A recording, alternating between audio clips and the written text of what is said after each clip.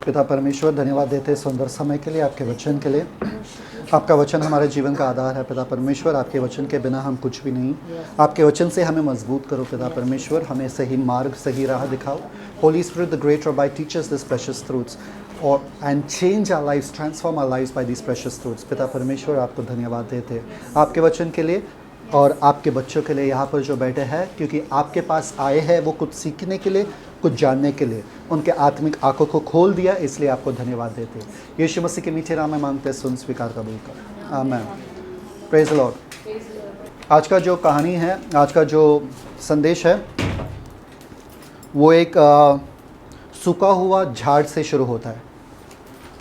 एक सूखा हुआ झाड़ है, ओके, बड़ा सा, लंबा सा, बड़ा सा सूखा हुआ झाड़ है और उस पे 7 लाशें टंगी हुई है।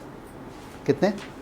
7 लाशें टंगी हुई है और वो लाशें जो है बदबूदार, सड़ता हुआ और पूरा ख़त्म हुआ, वो 7 ऐसे शरीर टंगे हुए हैं उस सूखे हुए झाड़ से। और वहाँ पर एक ही औरत बैठी है उनका रखवाली करने के लिए। यह है आज का कहानी और इससे हम सीखेंगे। शुरू होता है जोशुआ के समय में, यहोशू के समय में। यहोशू कौन था? मूसा के बाद आने वाला कमांडर इन चीफ, जनरल था वो, है ना। इज़राइल लोग जब आए थे इजिप्ट से बाहर, मिस्र देश से बाहर, उनको एक ज़मीन चाहिए था जहाँ पर वो लोग रह सकते हैं। तो परमेश्वर ने कहा कैनन लैंड, मतलब कनन देश मैं तुमको दे रहा हूँ, पर कनन देश का एक वाचा आपको बांधना पड़ेगा या आपको ध्यान में रखना पड़ेगा कि जब मैं वो देश आपको दे रहा हूँ, उनके साथ आपको लड़कर उनको भगाना है, उनके साथ वाचा नहीं बांधना है कनन देश के लोगों के साथ, क्योंकि वो तुम्हारे दुश्मन है। अगर तुम उनके साथ वाचा बांधोगे तो वो तुम्हारे ज़मीन को हड़प कर लेंगे और तुमको ख़त्म कर देंगे। झट से झट उनको भगा दो वहाँ से, ठीक है। तो सारे के सारे लोग आए, कनन देश में एंट्री किया जोशुआ के द्वारा। यहोशू कमांडर इन चीफ, हाँ, वो जनरल था, वो आर्मी का जनरल था, योशुआ है। तो सब के सब आ गए वहाँ पर और यरीको का पूरा दीवार गिरा दिया। बहुत सारे अच्छे अच्छे काम हुए, सबको मार भगा रहे थे वो लोग, अच्छा चल रहा था सब। पर जैसे वो लोग अपना सब बढ़ रहे थे वो लोग और अपना ज़मीन पे कब्जा कर रहे थे, आगे के लोगों को पता चला कि ये लोग बहुत शक्तिशाली है, इनको तो उल्लू बनाना पड़ेगा, वरना ये लोग हमको भी ख़त्म कर देंगे, हमको भी भगा देंगे हमारे ही खुद की ज़मीन से। तो उन्होंने एक योजना सोची। उन्होंने कहा चलो हम कुछ आदमियों को ऐसे ही बेचते, ओके, ऐसे आभेश में बेचते जैसे कि वो लोग गांव से दूर से आए हैं, चल चल के आए हैं, सड़ा हुआ रोटी लेके, सड़ा हुआ ब्रेड लेके, पानी ख़त्म हो गया, टूटा फूटा उनका पूरा कपड़ा था वगैरह। तो ये कुछ जन आए और यहोशू के पास पहुँचे। तो यहोशू और सब ने पूछा कि तुम लोग कहाँ से आए हो भाई? तो वो बोले कि हम लोग दूर देश से आए, पर हम लोग तुम्हारे साथ एक वाचा बांधना चाहते हैं, पीस ट्रीटी जिसे हम कहते हैं, शांति का वाचा, कि ना तुम हमें कुछ हानि पहुंचाओगे ना हम तुम्हें कुछ करेंगे, शांति रहेगा हम दोनों के बीच में। पर इन लोगों ने यहोशू को थोड़ा सा ये लगा, तो यहोशू ने बोला पर हमें कैसा पता कि तुम बाजू वाले के देश से नहीं हो, तुम कहाँ से आए हो वो पहले हमको बताओ, क्योंकि अगर तुम बाजू वाले देश से हो तो हम तुम्हारे साथ वाचा बांध नहीं सकते, हमको तुमको मारना ही है या भगाना ही है। इन लोगों ने कहा अरे देखो ना हमारे कपड़े को, देखो ना या कितने दूर से हम लोग आए, कितने हमारे बाल को देखो। ऐसा उन्होंने वो पूरा आभेश बना दिया था अपने खुद का, है ना। तो यहोशू वहाँ पर लिखा है बिना परमेश्वर को पूछे, परमेश्वर से एक बार भी यहोशू ने नहीं पूछा या लोगों ने नहीं पूछा, उन्होंने वाचा बांध दिया और उन लोगों के साथ वाचा बांध दिया कि तुम हमारे सेवक बनो, हमारे लिए काम करो, ओके, पर हम तुम्हारे शांति का वाचा बांधते कि हम तुमको हानि नहीं पहुंचाएंगे। वो लोग खुश हो गए क्योंकि एक बार उस जमाने में आपने वाचा बांध दिया, आप उसे तोड़ नहीं सकते। तो बाद में कुछ दिन के बाद यहोशू को पता चला कि ये लोग तो हमारे बाजू वाले हैं, हमारे पड़ोसी देश है, हमको उन्होंने बेवकूफ़ बनाया। तो यहोशू ने क्या किया? यहोशू ने कहा तुमने हमको बेवकूफ़ बनाया, पर हम फिर भी ये वाचा नहीं तोड़ सकते, क्योंकि अगर हमने ये वाचा तोड़ा तो परमेश्वर का प्रकोप हमारे ऊपर आएगा। और वो लोग बच गए और यहोशू को उनको छोड़ना पड़ा, वो कुछ नहीं कर सके और परमेश्वर उनसे नाराज़ हुए। परमेश्वर बोले मुझसे पूछना चाहिए था कि ये लोग कौन है, मैं बताता था। इतना गलती हम ज़िंदगी में करते बिना परमेश्वर को पूछते और बाद में जाते परमेश्वर के पास, परमेश्वर तू कहाँ था? अरे तुम कहाँ थे? तुम क्यों नहीं आए मेरे पास? तुम क्यों नहीं पूछे? पहले डिसीजन ले लिए और फिर बाद में मेरे पास आके रो रहे हो। डिसीजन लेने से पहले पूछते थे मुझे, मैं बताता था, मैं सही जवाब देता था। ये लोग बच गए। हुआ ये कि आया उस कई सालों के बाद एक राजा जिसका नाम था सॉल, जो सबसे पहला राजा था इजराइल देश का। अभी ये जुनूनी बंदा था, हाइट में अच्छा, बॉडी में अच्छा, और अपना दिखाना चाहता था कि क्या हूं मैं वगैरह, परमेश्वर के लिए कितना मेरा दिल है वगैरह, दिखावे के लिए। क्योंकि परमेश्वर ने कहा सबको खत्म करो, दिखावे के लिए उसने सबको खत्म किया। वहां पर जाके उन लोगों को भी खत्म किया जो जोशुआ ने छोड़ा, जिनका नाम था गिबियोन। गिबियोन के लोगों को छोड़ा, उन लोगों को भी खत्म किया जोश में। परमेश्वर ने नहीं कहा उनको खत्म करने, जोश में खत्म कर दिया और सब छोड़ छाड़ के फिर वो खुद ही मर गया। अभी मरने के बाद ये हुआ कि एक और राजा उसके स्थान पे आया जिसका नाम था दाऊद। दाऊद तो बढ़िया राजा था, वो बहुत अच्छा राजा था। तो जब वो अपने स्थान पर प्रस्थान किया, मतलब सिंहासन पर बैठे, 3 साल तक अकाल था, 3 साल तक पानी भी नहीं बरसा, बारिश नहीं हुआ। और दाऊद को पता चला कि ये परमेश्वर के तरफ से एक न्याय है। तो दाऊद ने परमेश्वर से मांगा कि परमेश्वर बता मुझे, जो यहोशू ने नहीं किया दाऊद ने किया, परमेश्वर मुझे बता ये कारण क्या है, क्यों बारिश नहीं हो रहा है, क्यों हम लोग इतना दुख झेल रहे। 3 साल से मैं सिंहासन पर बैठा हूं, अब तो शांति रहना चाहिए, अब तो और प्रॉब्लम हो रहा है, क्या मैं सही बंदा हूं इसके लिए? तो परमेश्वर ने उनको कहा गिबियोन के लोगों के वजह से तुम पे बारिश नहीं हो रही है। किन के वजह से?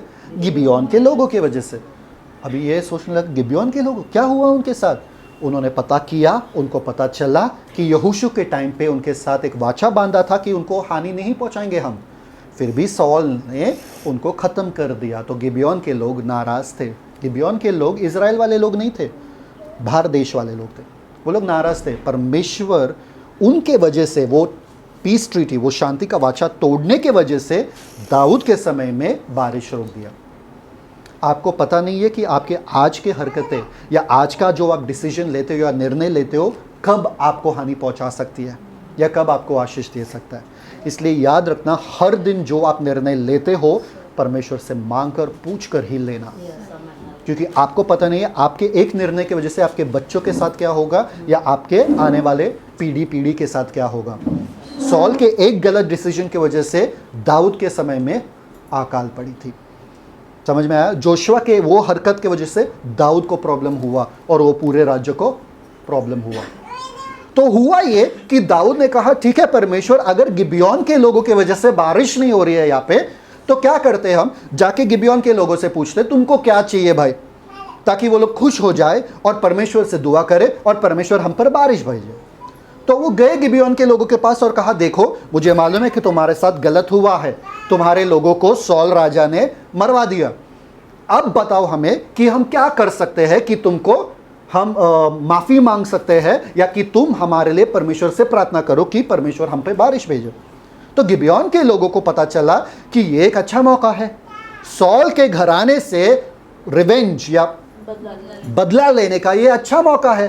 तो उन्होंने कहा हमें 7 जन चाहिए सॉल राजा के बेटों का, मतलब सॉल राजा के जो बेटे थे 7 जन ऐसे चाहिए और उनको आप मतलब ख़त्म करना है, उनको मार डालना है। दाऊद ने कहा ठीक है, क्यों? दाऊद को तो शांति चाहिए था, दाऊद को तो बारिश चाहिए था। तो दाऊद ने कहा ठीक है, मेफीबोशेत को छोड़कर उन्होंने 7 सॉल के बच्चों को दिया, 7, ओके, 2 सॉल के बेटे और 5 उनके पोते हवाले कर दिया गिबियोन के हाथों में और बोला इन लोगों को मार डालो, चलेगा, पर परमेश्वर से प्रार्थना करो कि हमारे ऊपर बारिश आए। ये सब गड़बड़ ही हो रहा है, सब गड़बड़ ही हो रहा है, पर इस गड़बड़ के बीच में क्या है बताता हूँ।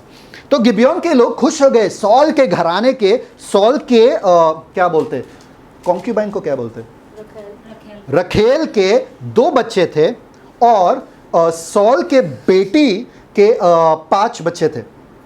तो मिकाएल जो थी, मिकाएल सॉल की बेटी मिकाएल, वो 5 बच्चों को संभालती थी, ठीक है। तो ये 5 बच्चों को लेके, ये रखेल के 2 बच्चों को लेके सबको शायद से माउंटेन से गिरा दिया। सबके लाशें वैसे पड़ी थी और उन्होंने झाड़ के ऊपर लटका के रख दिया वहां पर ही, 7 लाशें।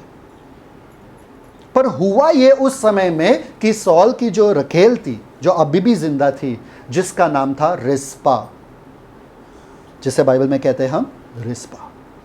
क्या नाम था उनका? रिस्पा। रिस्पा एक मां थी उन 2 बेटों की जिनके लाश ऊपर पड़ी थी। वो छोड़ी नहीं, उन्होंने एक चद्दर वहां पर डाला, उन्होंने वहां पर बैठे और दिन रात वहां पर बैठी थी उन 7 लाशों के पास, ताकि सुबह के समय में कोई पंछी आके वो लाश ना खाए और रात के समय में जंगली जानवर आके वो लाश ना खाए। 1 दिन के लिए, 2 दिन के लिए, 3 दिन के लिए, 7-6 महीने के लिए, 6 महीने के लिए उन लाशों के पास, सड़ते हुए गलती हुई लाशों के पास, जिसमें बारिश हो रही है, जिसमें ये बारिश नहीं, जिसमें पूरे रात भर ये होता है, मॉस वगैरह सब आता है, पूरा जंग लड़ा है, पूरा सड़ता हुआ लाश, बदबूदार लाश, कोई बैठेगा भी नहीं सड़ता हुआ लाश के बाजू में। आपको पता है ना, ऐसे कहानी बहुत सारे आए हैं न्यूज़पेपर्स में कि बाजू वाले बोलते हैं कि ये दरवाजे से बहुत बदबू आ रहा है, बाजू वाला भी नहीं बैठ सकता है। एक माँ अकेले बैठी थी। क्या ज़रूरत था? क्या ज़रूरत था? वहीं पर खाती थी, वहीं पर रहती थी, वहीं पर धूप में छांव में कुछ भी हो, वहीं पर अकेले, कोई भी उसके पास देखता नहीं था, कोई भी वहां पर आता नहीं था। गिबियोन को सुकून मिला, दाऊद को सुकून मिला, सब अपने अपने घर गए। कोई भी इस औरत का संघर्ष नहीं जानता था, नहीं देखता था। किसी ने पूछा भी नहीं, ये औरत तू पागल हो चुकी है क्या कि लाशों के बीच में, लाशों के बाजू में बैठी है? ऐसे लाशों को देख के आपको उल्टी आ जाए, आप खाना क्या खाओगे? 6 महीने तक कैसे रहोगे? आपको पता है हॉस्पिटल में अगर आप जाओगे, वहां पर क्या है, लाश जहां पर रखते हैं ना, एक मॉग जिसे कहते हैं, मुर्दा घर कहते हैं ना, मुर्दा घर। कभी आप गए उसके अंदर? मैं गया हूं, मैं देखा। और ट्रेन के नीचे जो आती हुई लाश, या एक्सीडेंट में आती जो लाश, या बेनाम लाशें, वहां पर लेके जगह नहीं है रखने के लिए, एक दूसरे के ऊपर बस फेंकते हैं, अंदर फेंकते, इधर से टांगे, इधर से शरीर, इधर से मुंडी, इधर से ये सब फ्रीजर के अंदर फेंक देते हैं वो लोग। आप एक बार जाओ तो सही, आप खाना नहीं खाओगे अगले 2 दिन के लिए, 3 दिन के लिए। हॉरिबल। ऐसे करते लाशों के लिए। अगर आपको यकीन नहीं होता, एक बार जाके देखो, आपको पता चलेगा कि ये शरीर का क्या मतलब है। ऐसे लाशों के बीच में अगर मैं कहूं आपसे कि जाओ वो मुर्दा घर के बीच में जाके बैठो 6 महीने के लिए, आप 1 दिन नहीं टिकोगे? 1 दिन टिकोगे आप? नहीं। उस मां का संघर्ष कोई नहीं जानता था, वो किसी से बता नहीं सकती थी। तू पागल हो चुकी है क्या? सब लोग तो यही सोच रहेंगे, वो पागल औरत देखो वहां पर बैठी है, पागल औरत देखो वहां पर बैठी है। पर एक चीज मैं आपको कहता हूं, वो पागल औरत के वजह से परमेश्वर ने बारिश होने नहीं दिया। वो मां के संघर्ष की वजह से परमेश्वर ने बारिश होने नहीं दिया। दाऊद को लगा, अरे मैंने अपना काम कर दिया, ये लाशों को टंगा दिया, मेरा काम हो गया, अभी परमेश्वर मुझसे कुछ। परमेश्वर बोला, नहीं रुक, एक मां वहां पे अकेली बैठी है, प्रार्थना कर रही है। ड्यूट्रोनॉमी 21-23 में लिखा है, किसी भी लाश को आपको टंगाना नहीं है, आपको उसको अच्छे से गाड़ना है, उसको इज्जत देके गाड़ना है, आपको रखना है उस लाश को और गाड़ना है उसको, अच्छे से इज्जत दो। वो मां रुकी थी वहां पे, जब तक मेरे बच्चों को इज्जत नहीं मिलता है। किसी को बोले कुछ नहीं, किसी को कुछ नहीं बोली, दाऊद के पास नहीं गई, वो किसी को कुछ नहीं बोली। परमेश्वर ने उनके लिए दाऊद के दिल में डाला, क्योंकि दाऊद को जब पता था कि वो एक मां बैठी है वहां पे, दाऊद तुरंत आया। तब तक दाऊद को पता नहीं था, दाऊद तुरंत आया वहां पे। ऐसे संघर्ष आपकी जिंदगी में होता है। शायद से आपके पास शब्द नहीं है उसे बयान करने के लिए, शायद से किसी से बात करने के लिए आपके पास कुछ नहीं है, पर सड़ती हुई गलती हुई, आपको पता है कि किस गंदगी में आप बैठे हो, आपको पता है किस चीज से आप गुजर रहे हो, आप शब्दों में उसको बयान नहीं कर सकते हो। इसको कहते हैं हम साइलेंट वॉर्स, खामोश वाले युद्ध जो आप अकेले में लड़ रहे हो। परमेश्वर देख रहा है, परमेश्वर देख रहा है। सब आपको पागल कहेंगे, सब बोलेंगे अरे ये क्या औरत है, कैसी औरत है, क्या कर रही है, ये कौन है, क्यों है। पर आपको मालूम है कि आप और परमेश्वर के बीच में एक संघर्ष है, खामोश वाला संघर्ष, कि परमेश्वर मुझे मेरे बेटों के लिए वो इज्जत चाहिए, मुझे मेरा जवाब चाहिए। मुझे नहीं पता कि मैं प्रार्थना कैसे करूं, मुझे पता नहीं है कि मैं किससे जाके बोलूं, किससे बयां करूं मेरा दर्द, मेरा दुख, मेरा क्लेश, मेरा संकट। मैं किसको बोलूं, किसको समझाऊं कि मैं यहां पर इन लाशों के बीच में क्यों बैठा हूं।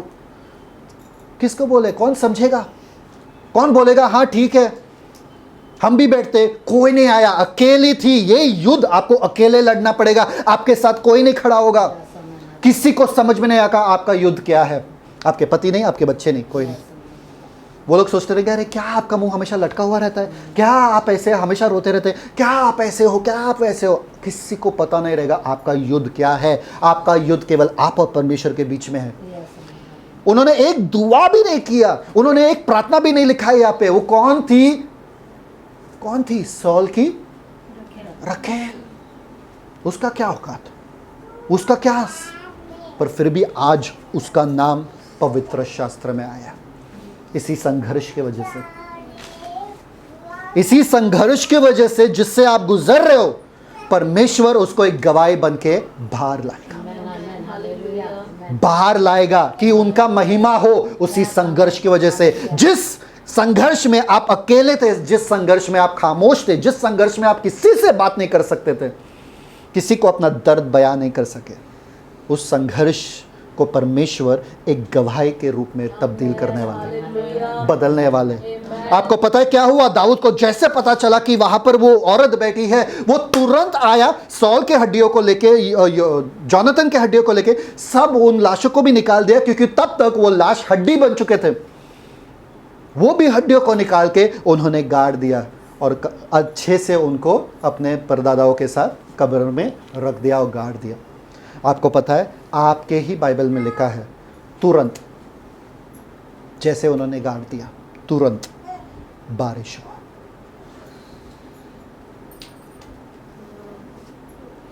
बारिश हुआ। दाऊद को लगा कि बस मैं इनको दे दूं, सौंप दूं और खत्म कर दूं, ये काफी है। पर परमेश्वर ने बारिश को रोका उस औरत के लिए।